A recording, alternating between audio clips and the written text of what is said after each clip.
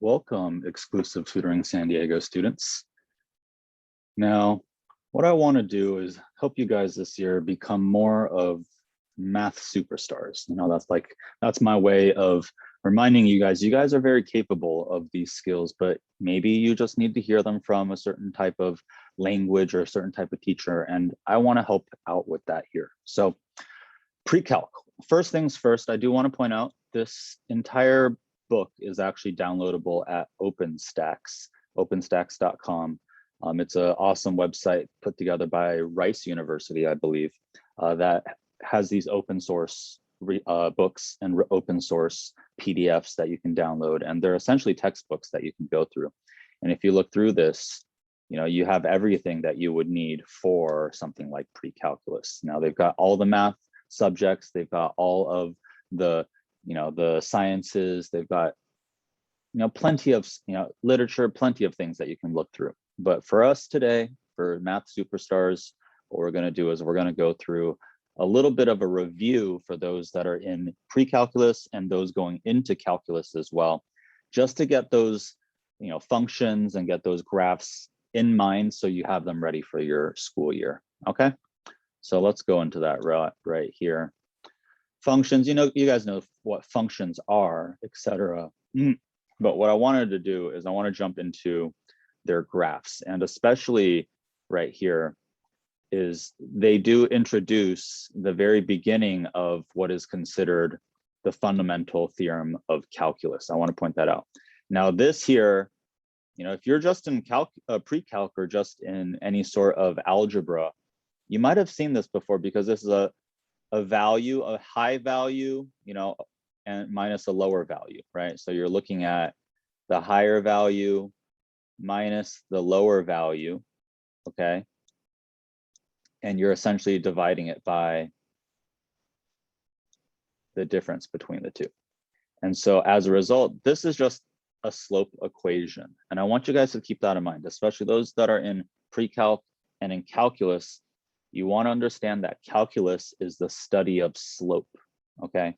And that's the rate of change. And we've done this function over and over and over again, but once you get the calculus, it starts to become explained in a different manner. And make sure that you understand that it's really just a slope equation. All right, let's continue here. What I wanted to go through today is there's this entire review in here of all of your function graphs. There we go. Okay, so they call it Toolkit Functions because ultimately there's little bits of this that can change. I'm going to teach you guys how this. So this is easy. F of x, the function, is equal to c. So wherever c is, so if this is 2, you're just going to plot it at 2, right?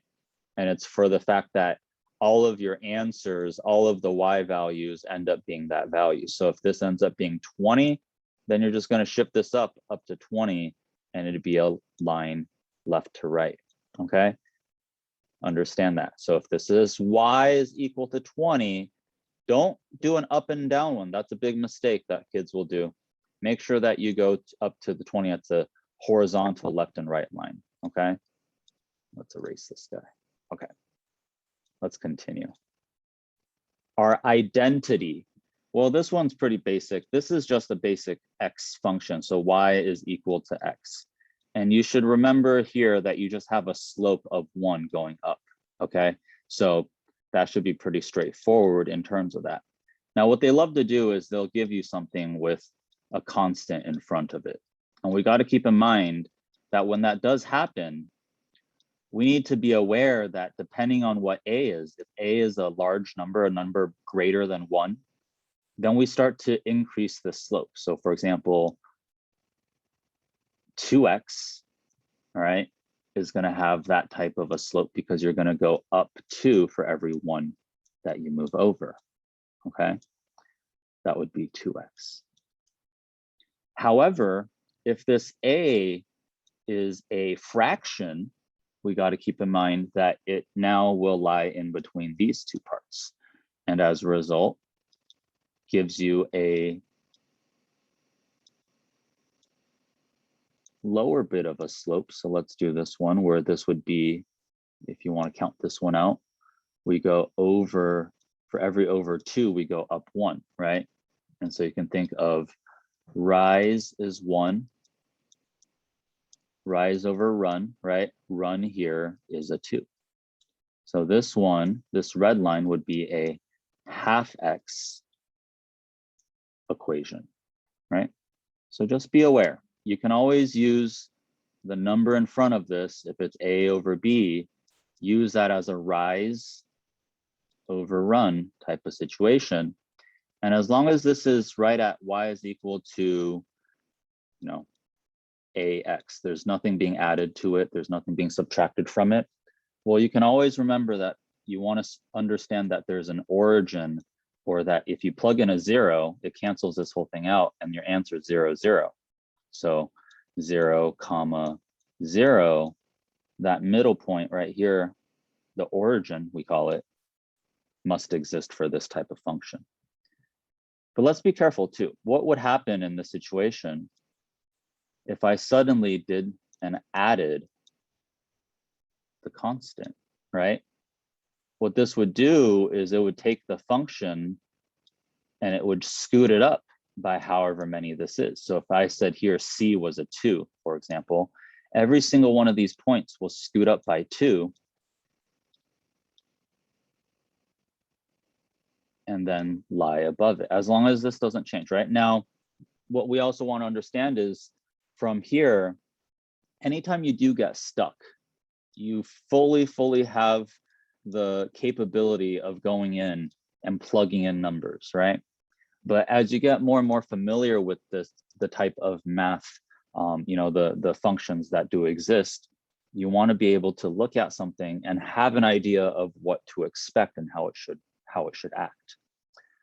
Next, right here, we've got our absolute value. Absolute value, you'll see with those two parallel lines around your x. What that does is, I like to think of it as it creates a mirror in the ground, okay? So if the ground is this part down here, right? Because again, this x is the same as this x, but now we've just got these absolute values around it. What it does is anything down here gets reflected to the top, okay? So for example, I'm just going to draw the rest of this here. This would have been -1, -1, now gets put at -1, +1, because what an absolute value actually is the distance from 0. Okay, and so the -1 is a distance of 1 from 0. So that's why it goes, everything becomes a positive value in this situation, okay?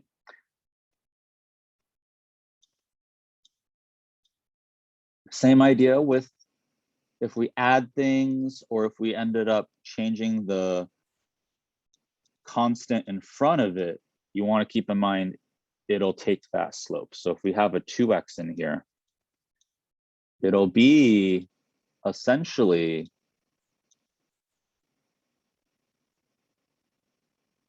that same rise 2 run 1, right? Rise 2 run 1, because it's a 2 over 1.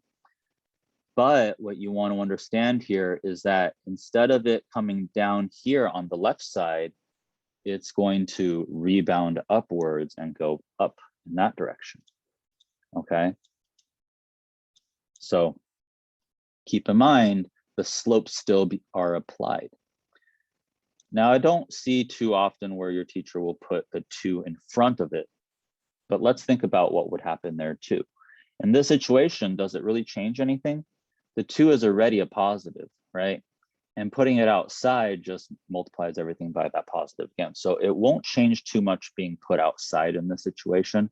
But what we do want to be careful with is when they do give us negative values outside in the front. So if this is a negative version of this, what we want to understand now here is these values all end up becoming negative. And so it would be the red line down below, because everything became negative after it all got changed to positive. Do you see that? Okay. All right, here's where things get fun. Keep in mind, up to this point, I would consider all this stuff to be just algebra 1, right? Algebra 1 being the fact that the first power, right, your constants, and then your first power for your variables. And you're only using x at this point usually. Then your quadratics are where you start to use squares, right? Squares, and then your cubic are your third. And you can almost imagine we spend pretty much all of algebra 2 dealing with your quadratics, okay? Now these quadratics you can be familiar with are your parabola shapes. You should be familiar as well with being able to think and plot this all out, right?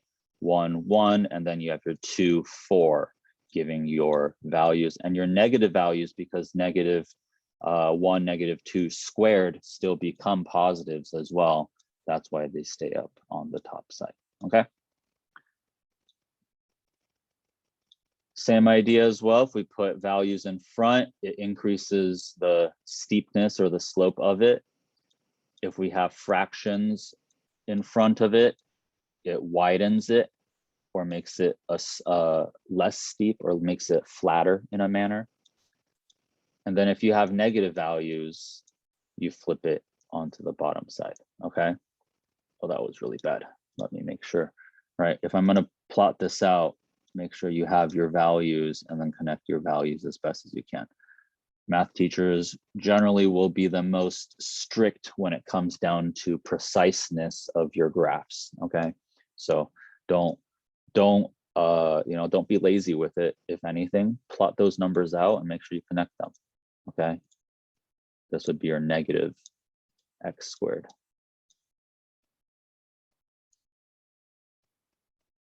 Okay. Cubic, I want you to think of it as this way. You have your positive side of your quadratic, right? But because your negative side ends up becoming positive, right? In a cubic manner, you end up with an odd number of multiples, all right? And that odd number of multiples keeps your negatives negative and keeps your positives positive, right? But your even numbers in your variables, or even numbers in terms of your exponents of your variables, make it all positive, you can see, right?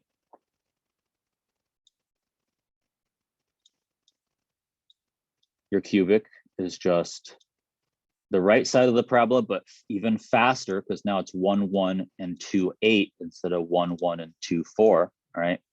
And on the left side, you actually go down negative. When I was growing up, I just thought of this as kind of like a squiggly line, right? A squiggly line that goes through the middle, okay? Because when you put in 0, 0, you get, or 0, you do get 0. Okay. Now, these are some of the fun ones, because up through algebra 2, you do those quadratics, you do a bit of your, your cubic functions every now and then. But in your Precalc, and especially near the end of like algebra 2, you may be doing things like these reciprocals, because not only do we put those variables on the top, but eventually we will put them on the bottom too. So here you would have x to the first on the bottom and x to the second on the bottom. And again, they are patterns that do exist, but keep in mind, a lot of kids forget how these actually look, okay? What you have here is you have the point 1, 1 is usually going to exist, or 1, negative 1, negative 1, negative 1, negative 1, positive 1, okay? Depending on which one it is here, right? 1, 1, 1, and negative 1, you can see, you can plot those out. But understand this action here is that as the number gets bigger, the fraction gets to a situation where the bottom, it gets bigger and the fraction itself is equal to something smaller and closer to 0 as we keep going to the right. And then same with the 0, as we put in those decimal points, okay, in here, it creates larger and larger numbers overall to the top. But but once we put in 0, nothing can actually exist. So there's actually an asymptote. I should use red here, an asymptote that exists right here, meaning nothing can exist at 0. Same with this, the x squared, or the 1 over x squared, okay? So they're called reciprocals because here you can think this is your negative exponents, okay? That negative exponent makes it where you put it onto the bottom as a positive, right? Your squared situation leaves you with positive values, and so this part flips up to the top now, okay? Square root. Now this is essentially your parabola. You can think of that. But your parabola, due to the fact that we have these rules for our functions, meaning that each input can only have one output, you can't plug in, here 1 and then have 2 values, positive and negative, come up. And as a result, for our functions, our square root function will plot only this top part, top half, okay? So I like to think of it as a sideways parabola, right? You have this parabola and it got flipped over because y is equal to x, and you change their spots. That's essentially what's happening here. You have y is equal to x squared, and then we switched it over to x is equal to y squared. And now we need to go ahead and find y again. So we square root, and that's equal to y. You can see that that's what this is, right? But by flipping them over and flipping them over this line, this green line that I'm drawing here, as a result, it creates this function, but with our rules, with our domain and range, we can't have the lower half, okay? So that's what a square root function will look like. Your cube root, on the other hand, will have and actually satisfy the entire rules for your functions. So therefore it will have the full function. And you can imagine this is ultimately a flipped version of your cubic, right? But keep in mind, it does this, okay? So the way that it flips, we do need to make sure we practice these a little bit to remember, okay? There's a bunch of extra practice down here. I'll leave it to you guys to take care. You can screenshot this or just go download the entire PDF for yourself. It's a good resource to have, all right? And be able to look through this and determine what are graphs, which ones are functions, which ones do we, recognize as well. And from there, which are functions, meaning that they pass that vertical line test, okay? Okay, just so you also know, this was page 18 of the actual PDF, all right? I know if you just have it pulled up on the web browser, the numbers might be a little bit off, but just look for the page numbers. Page 18, the one that we did for these functions was page 16. With exclusive tutoring San Diego, what I make sure that we do is we have all of these in our study guides and ready to review and as resources and tools for us to use when we do need to reference something. Especially as we go into things like calculus, there is an additional step that we have to make sure we understand from this. So make sure you have these functions, at least, these toolkit functions ready for yourself. And if you have any questions about what you see in terms of those problems in front of you, go ahead and send me a text, send me a message, an email, or if you'd like to, you can even go ahead and join us in our Discord and you can ask questions freely there as well, all right? If you need some additional help for yourself or would like some tutoring help, contact me, Exclusive Tutoring San Diego, 858-668-8248. I'm ready to help you guys. Let's make sure this year is an awesome year for math and the rest of your subjects too. But again, you're a math superstar. Let's get to this, all right?